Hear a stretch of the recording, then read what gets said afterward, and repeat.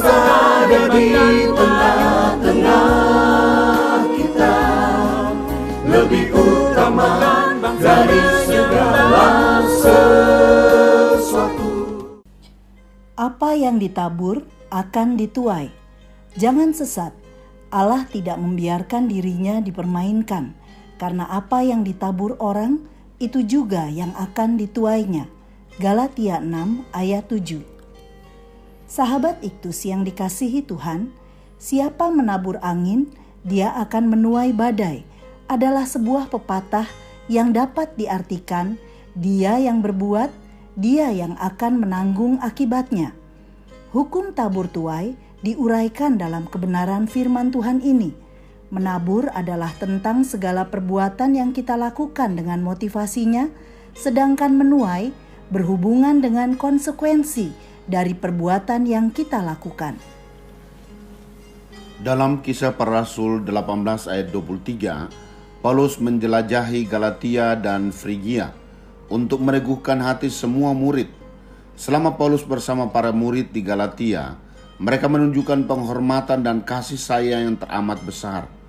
Namun, ketika para pengajar palsu menyusup di antara mereka, beberapa jemaat terkena hasutan sehingga merendahkan Paulus dan tidak lagi melakukan apa yang baik kepada jemaat yang lain. Bandingkan ayat 6. Inilah alasan Paulus menguraikan tentang tabur tuai. 1. Apa yang ditabur akan dituai, ayat 7 dan ayat 8. Jangan sesat. Maknanya adalah jangan memberi diri disesatkan. Allah tidak membiarkan dirinya dipermainkan. Diambil dari kata Yunani yang menggambarkan orang yang mengangkat hidungnya karena menganggap orang lain bodoh.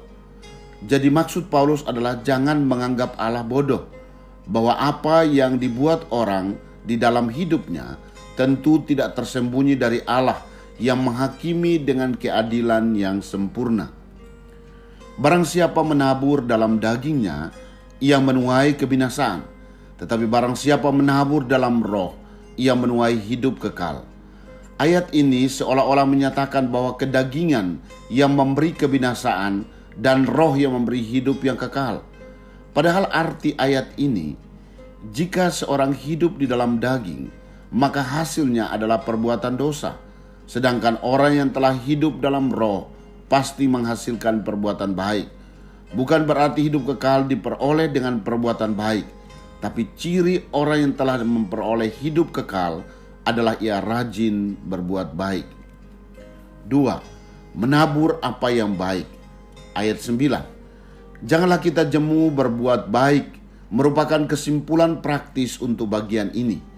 Orang percaya diselamatkan hanya oleh anugerah dan ia telah dibaharui oleh Roh Kudus. Maka seharusnya ia aktif dalam berbuat baik. Sesungguhnya ini adalah sebuah perintah agar jangan pernah lelah, jangan menyerah, atau jangan sampai jenuh berbuat baik sebagai orang yang telah diselamatkan. Karena apabila sudah datang waktunya, kita akan menuai. Kata menuai menyangkut penghakiman terakhir, bahwa hanya orang yang bertahan mendapat upah dan hanya orang percaya yang bertahan. Jika kita tidak menjadi lemah, berarti melepaskan ikat pinggang untuk berhenti bekerja. Gambaran seorang petani yang menyerah bekerja karena belum melihat hasilnya. Tapi Paulus mengatakan, jika seorang tidak berhenti menabur kebaikan, maka ia beroleh hasil yang baik, juga upah yang bernilai kekal yang diberikan kepadanya pada hari penghakiman. 3. Menabur apa yang baik kepada semua orang. Ayat 10. Karena itu selama masih ada kesempatan atau peluang dari kata kairos, yaitu selama waktu kita ada di dunia ini, sebelum hari terakhir, mari manfaatkan waktu untuk hal yang bernilai kekal. Mari kita berbuat baik kepada semua orang, merupakan perintah pribadi yang bersifat terus-menerus. Artinya, perbuatan baik menjadi kebiasaan yang dilakukan tanpa batasan ras, budaya, atau agama. Teruslah menjadi berkat selama berada di dunia ini. Dan terutama kepada keluarga kita dalam iman. Kata oikeos berarti isi rumah. Jadi jelas menyangkut keluarga. Gambaran ini memang indah bahwa orang lain yang percaya kepada Kristus adalah keluarga saya di dalam Tuhan. Di dalam keluargalah perbuatan baik yang sesungguhnya menjadi teruji. Apakah kita berpura-pura berbuat baik supaya orang lain menghormati? Apakah tingkah laku kita tetap baik kalau tidak dilihat orang? Apakah kita mengerti keharusan untuk bermurah hati kepada para pelayan yang telah mengajar kita? Semua ini dapat terjawab dalam sikap kita terhadap kawan-kawan seiman. Sahabat Iktus, kita tidak bisa mempermainkan Allah dengan berpura-pura melakukan kebaikan, karena perbuatan baik adalah tanda seorang telah menerima anugerah keselamatan, dan Roh Kuduslah yang mengerjakan buah kebaikan itu. Bandingkan Galatia 5 ayat 22-23. Kebaikan tidak dapat direkayasa atau dipalsukan. Orang percaya tidak akan menjadi lelah atau berhenti berbuat baik kepada semua orang tanpa batasan apapun.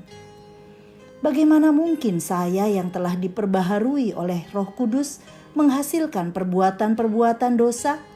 Saya tidak mau menjadi jenuh dalam melakukan perbuatan baik kepada orang lain, terutama kepada saudara seiman sebagai keluarga saya. Kasih yang sesungguhnya dan bukan berpura-pura.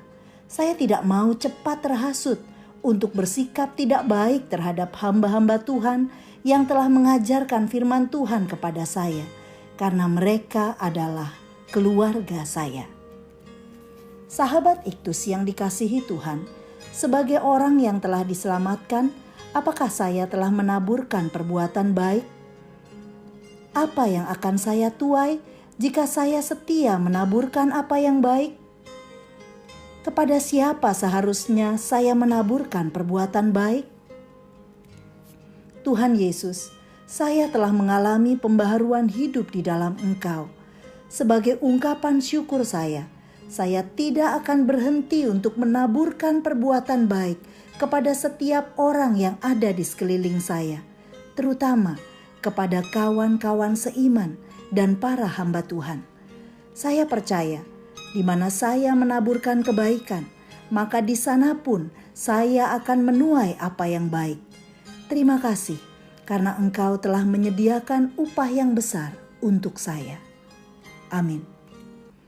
Jangan pernah mengharapkan tuaian yang baik jika kita tidak pernah menaburkan apa yang baik. Kristuslah yang harus ku beritakan hingga datangmu Kristus.